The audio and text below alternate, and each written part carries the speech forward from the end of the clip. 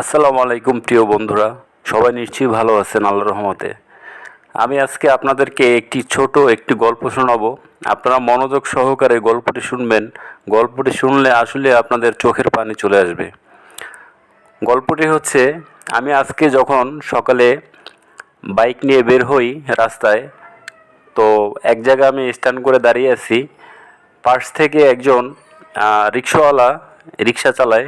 সে এসে আমাকে বলতেছে যে, ভাই, আমি রিক্সা চালাতে আমার অনেক কষ্ট হয়, অনেক পরিশ্রম, আমাকে একটু উপদেশ দেন, পরামর্শ দেন কিভাবে আমি আপনাদের মতো ইনকাম করতে পারি। পাঠাও উবার চালিয়ে বা কন্ট্রাক্টে ভাড়া মেরে আপনাদের মতো আমি ভালোভাবে ইনকাম করে আমি সংসার চালাতে পারি। আমার বাবা মা আছে, ভাই বোন আছে, আমার স্ত্রী সন্তান আছে। ফ্যামিলিতে আমার 7 থেকে 8 জন সদস্য, এবং আমার একার রুজিতেই পুরো সংসারটা চলে। একার রুজিতেই তারা আমার মুখের দিকে তাকিয়ে থাকে।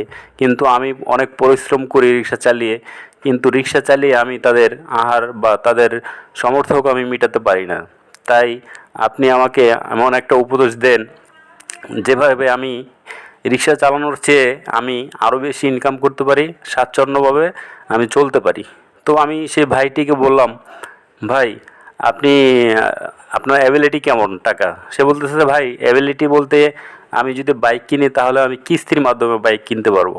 তো আমি তাকে সেই কিস্তি কীভাবে বাইক কিনতে হয়, টিভিএস, হিরো কোম্পানি কীভাবে যোগাযোগ করতে হয়, কোথায় যেতে হয়, আমি তাকে সব প্রসেস বলে দিলাম। এবং কি সাথে সাথে সে কীভাবে রাইড শেয়ার করবে, কিভাবে পাঠাও, কিভাবে উবার, কন্ট্রাক্টে কীভাবে সে ইনকাম করবে, টাকা ইনকাম করবে, আমি সব বিষয়ে আমি তাকে বলে দিলাম। বলে দেওয়ার পরে সেই ভাইটি আমাকে জড়িয়ে ধরে বলল যে, ভাই, আসলে আপনি আমার অনেক বড় উপকার করছেন। তো আসলে আমি উপকার করছি কিনা আমি জানি না, কিন্তু সেই ভাইটি এমনভাবে আর্তনাদ করছে আমার কাছে, এমন করুণীয়ভাবে আমার সাথে কথা বলছে যে আসলে মনে হচ্ছে যে আমার বাইকটাই আমি তাকে দিলেই হয়তো আমার মনটা অনেক ভালো লাগবে। কিন্তু আমার নিজের অবস্থা খারাপ, তাই সামর্থ্য থাকা সত্ত্বেও আমি তাকে দিতে পারিনি।